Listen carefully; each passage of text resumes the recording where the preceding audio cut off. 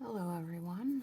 Today we will be reading from The Complete Fairy Tales of the Brothers Grimm. Today's story will be Brier Rose. In times of old, there lived a king and queen, and every day they said, "Oh, if only we had a child," yet they never had one. Then one day, as the queen went out bathing, a frog happened to crawl ashore and say to her, "Your wish shall be fulfilled. Before the year is out, you shall give birth to a daughter." The frog's prediction came true, and the queen gave birth to a girl who was so beautiful that the king was overjoyed and decided to hold a great feast. Not only did he invite his relatives, friends, and acquaintances, but also the wise women, in the hope that they would be generous and kind to his daughter. There were 13 wise women in his kingdom, but he had only 12 golden plates from which they could eat. Therefore, one of them had to remain home. The feast was celebrated with tremendous splendor, and when it drew to a close, the wise women bestowed their miraculous gifts upon the child.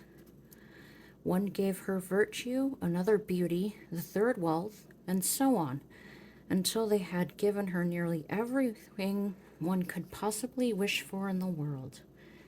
When 11 of them had offered their gifts, the 13th suddenly entered the hall.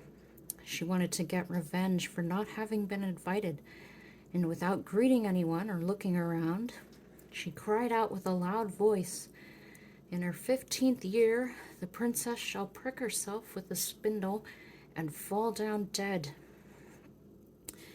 That was all she said. Then she turned around and left the hall. Everyone was horrified, but the 12th wise woman stepped forward. She still had her wish to make, and although she could not undo the evil spell, she could nevertheless soften it. "The princess shall not die," she said. "Instead, she shall fall into a deep sleep for 100 years.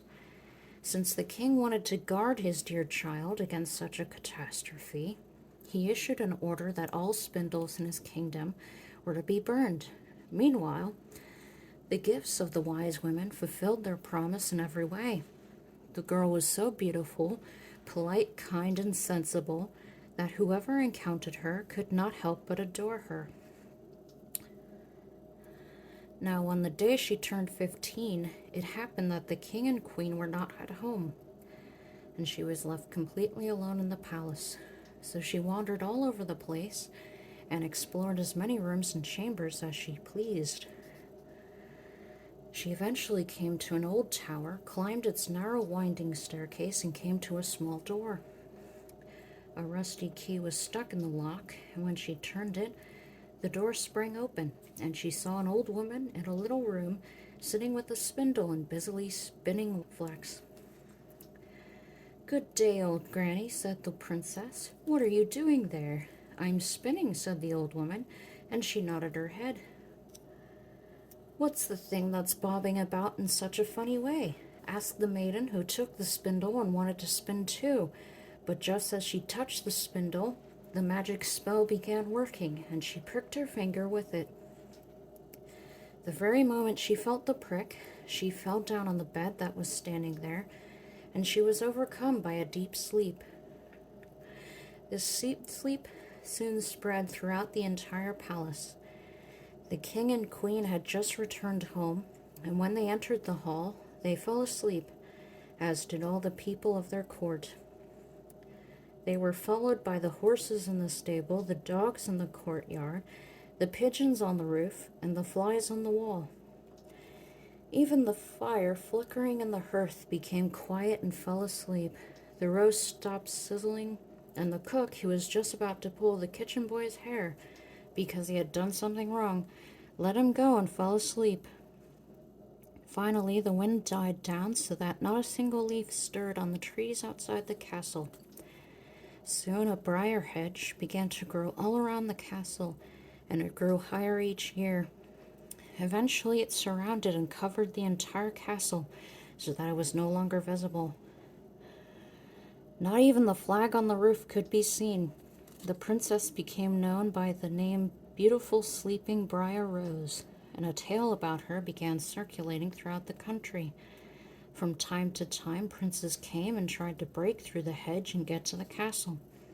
However, this was impossible because the thorns clung together tightly, as though they had hands, and the young men got stuck there. Indeed, they could not pry themselves loose and died miserable deaths. After many, many years had gone by, a prince came to this country once more, and heard an old man talking about the briar hedge.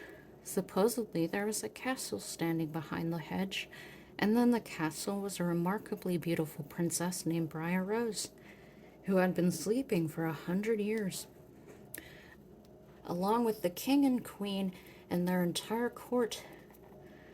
The old man also knew from his grandfather that many princes had come and had tried to break through the briar hedge, but they had got stuck and had died wretched deaths. "I am not afraid," said the young prince. "I intend to go and see the beautiful Brier Rose." The good old man tried as best he could to dissuade him, but the prince would not heed his words. Now the 100 years had just ended, and the day on which Brier Rose was to wake up again had arrived. When the prince approached the briar hedge, he found nothing but beautiful flowers that opened of their own accord, let him through, and then closed again like a hedge. In the castle courtyard he saw the horses and the spotted hunting dogs lying asleep. The pigeons were perched on the roof and had tucked their heads beneath their wings. When he entered the palace, the flies were sleeping on the wall. The cook in the kitchen was still holding his hand as if he wanted to grab the kitchen boy, and the maid was sitting in front of the black chicken that she was about to pluck. As the prince continued walking, he saw the entire court lying asleep in the hall with the king and queen by the throne. Then he moved on, and everything was so quiet that he could hear himself breathe. Finally, he came to the tower and opened the door to the small room in which Brier Rose was asleep. There she lay, and her beauty was so marvelous that he could not take his eyes off her. Then he leaned over and gave her a kiss, and when his lips touched hers, Brier Rose opened her eyes, woke up, and looked at him fondly. After that, they went downstairs together, and the king and queen woke up along with the entire court, and they all looked at each other in amazement. Soon the horses in the courtyard stood up and shook themselves. The hunting dogs jumped around and wagged their tails. The pigeons on the roof lifted their heads from under their wings, looked around, and flew off into the fields. The flies on the wall continued crawling. The fire in the kitchen flared up, flickered, and cooked the meat. The roast began to sizzle again, and the cook gave the kitchen boy such a box on the ear that he let out a cry, while the maid finished plucking the chicken.